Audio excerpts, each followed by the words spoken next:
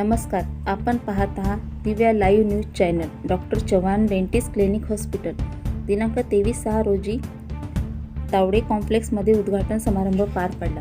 प्रमुख उपस्थिती परमपूज्य महंत फुलाताई संन्यासी महानुभव श्री कृष्ण ज्ञान मंदिर उमरखेड, परमपूज्य महंत महाआचार्य प्रवर्षी लाड बाबाजी हरसूल यांच्या हस्ते पूजा स्मरण करून कार्यक्रमाला सुरुवात करण्यात आली. प्रमुख पाहुणे डॉक्टर अंकुश देवसरकर, सौ डॉक्टर शुभांगीताई देवसरकर यांच्या हस्ते उद्घाटन करण्यात आले.